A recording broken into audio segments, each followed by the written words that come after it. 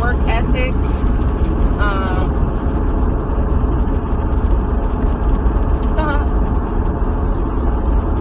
Alright, episode 2 is about work ethic. Our first topic is how much work does it take to make it? You can go ahead, Chris. Yeah, we get that a lot, you know, what does it take to make it in the industry? And, you know, if anybody's seen a lot of online stuff about motivation and working and grinding like for your dream, the 10,000 hour rule, that's what it takes. Real simple. You dedicate 10,000 hours into, you know, this music stuff, you'll get a return on it. You just simply will. That's what we ended up doing. Literally, you know, from the time that we made a pivot and decided that Drea wasn't going to be an artist and I was going to be a producer, and we just focused on songwriting. From then on, we dedicated every waking hour to working on our craft, writing, singing, me learning how to engineer better, me learning how to arrange better. You know, honestly, you know, we're always working on our craft in some form or fashion. It never stops. You know, I know for me personally, when it comes to writing, I'm always listening to new things. I'm always working on, you know, music theory. I'm always working on my vocals. I'm always, I don't know, you know, listening to new music. Sorry, we lost it on this one. It's like I keep talking. Listening to new music and, you know, listening to old music and just, it's a lot of work that goes into making sure you're staying on top of what you do. Absolutely, master your craft, hazardous, exactly. Yeah, and if you think that you're gonna like get on without doing that, you're living a pipe dream. You know, the days of the stories where I met so and so and they put me on, the competition pool is too thick, it's too steep now. You know, yeah, everyone has access to be a star. You know, so the ones that work and really cultivate their craft bubble to the top. And it's so crazy for us. Our mentor Chico, he manages Breezy Renegade. He used to manage the Renegades. You know, when we first got signed to him as a manager, you know, he had us doing, you know, 3 songs a day, easy 3 songs a day, and that's no gas. That's facts. You know, literally, we write, cut the records. Dee would go to sleep. I'd stay up, mix them. Then she'd wake back up and start writing, and I'd go to sleep. And we just did that for days on end. I mean, we still do that. We still do that. To be honest, I mean... Not at that clip, but... No, but I mean, you're always in the studio, like, all night long. And, like, you know, either I'm resting or I'm working on something else, and, you know, he calls me, like, hey, D, you're busy? I need you to come in and record this, or I need you to come in and write this real quick and demo it, or whatever. We still work like that, you know. He's up till 2 o'clock, 3 o'clock in the morning. I'm usually up until about the same time, you know, either working on my personal brand or personal business or writing or whatever. So we're always working. Yeah. And it's so crazy. It's like, I guess you're right, because in a given day, we can end up touching 3 records on a regular basis. Yeah, and we don't even realize it. We don't even realize it. You know, because, like, when we go back and play stuff, like, you go back and play, like, stuff that you've been working on for the week or whatever, I'm like, dang, I don't even remember recording that. Like, it's just so, like you said, muscle memory, and it's just so consistent all the time that we don't even realize that we're doing it. You know, I could be in the midst of a whole day of just, you know, getting our business together, doing, you know, business paperwork, or, you know, taxes or whatever. I could be doing, you know, marketing plan, whatever, and not even realize that in between all of that, you know, I wrote a song. I wrote a song, and then like a day later, or a day later, or the I'll go in and just record what I wrote throughout the day. Hey, boo, what's up, boo? So, the takeaway is, man, keep your head down, as one would say, plant seeds, and keep working. Rely on your work ethic in order to get you in the industry. That's all you need to rely on. Because if your work ethic is strong, you'll bring value to what people need, and they'll seek you out. Yeah, for sure. What's next? Who is your competition? Well, listen, I'll say in the beginning when we first started, we didn't really have, besides people on our level, like beginner level, people trying to get into the industry, that was our competition at the time, technically. But we didn't never really stick to that was our competition. We always, strived for higher competition. Like, we felt like, okay, like the runners, so we was chasing the runners. We was chasing Esther Dean, Bonnie McKee, yes, Dr. Luke. We were chasing Max Martin. We were chasing, and it was, they were not our direct competition. But they didn't even know who the hell we were. Yeah, exactly. So, but we were wanting to be at that level, and so the minute we raised the bar on who we were actually competing with, that brought us to that level of, quality. Yeah, because it is all about the quality. It's like we're like, how did Rihanna, how did she make this record sound this way? Oh, so Esther Dean wrote it. Oh, Stargate produced it. Oh, Carell did the vocal production. Yeah, oh, exactly. and then going back and dissecting those people, understanding who they were. Oh, so-and-so engineered it. Oh, and understanding that engine and how they did what they did, and asking questions. Anytime we met an industry person, we were never scared to ask questions. We were very fortunate. We went to I think it was a BMI event early on in our career, and Khaled was on. Khaled was on panel, and I got a chance to ask him questions. And we had just started working with Chico, and I got a chance to ask questions. And I'd ask the kind of stupid questions some people might think. I'd be like, "So Khaled, who's your engineer?" You know what I mean?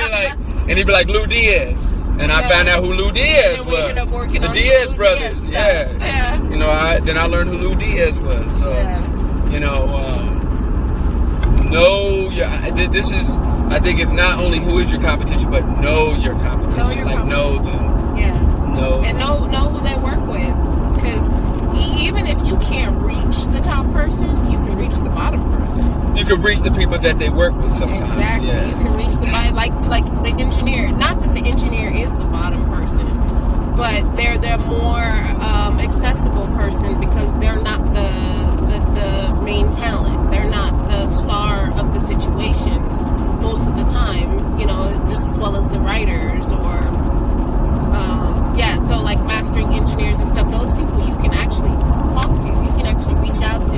You can reach out to their companies. You can reach out to whatever, them directly, and you never know how those type of relationships are going to pan out. You may send it something to them, or even the bottom, because there's levels to everything. Yeah, not bottom per se, but okay. Give me a more realistic.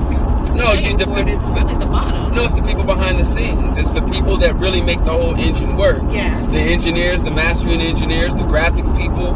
They're not the bottom. They're just the people that are behind the scenes. They're not they're not in the spotlight. Right. As the main talent and stuff. Right, but when it comes to producers and writers, there are bottom level producers that don't get credit. Oh, that's people that make beats or musicians, or those people don't always get the credit when it comes to the spotlight. So I mean, if you can find out who those people are, you can, hey, so and so, I saw you worked on Rihanna's project. Can we write to something? You have something? What you got going on? And that's what we did. Yeah, and it's not. I'm just saying the bottom term. It has kind of negative connotations. The people that aren't in the spotlight, those people, they carry a lot of weight and a lot of power. And like Tree is saying, had great opportunities to meet those people and create relationships with those people.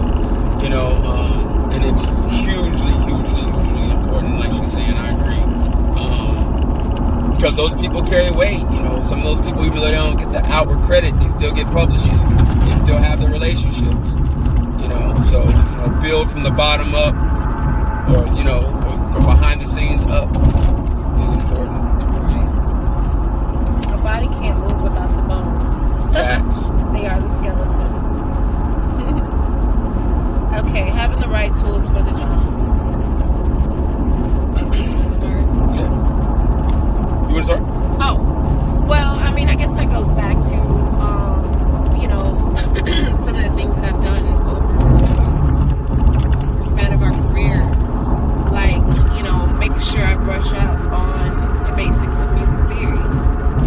Learning the keys for songs, just as a songwriter, and as a vocalist, making sure we know the keys of the records, chord progressions, the art of recording. I mean, being the writing stuff. The writing stuff. Yeah, that's another aspect of it. Like, writing. Writing is definitely can be a natural gift, talent, but it's definitely something you have to understand what it is that you're doing. Like you always tell me, you can't just be guessing. Yeah. You have to really know what it is, who the audience is you're writing for, what type of song, what type of production is it? Is it an R&B? Is it a hip hop? Is it a popular music? Pop chord progressions? Is it understanding who the audience is and who the artist is, even because a lot of times we never get to even see the artist. Facts. We never get to meet the artist. There's a lot of research that goes into it. I don't know how far other people usually take their writing and the background of their writing, but we take it pretty far as researching and understanding. I know for me, I like to write from the standpoint of the actual artist, because at the end of the day, again, it is a competition.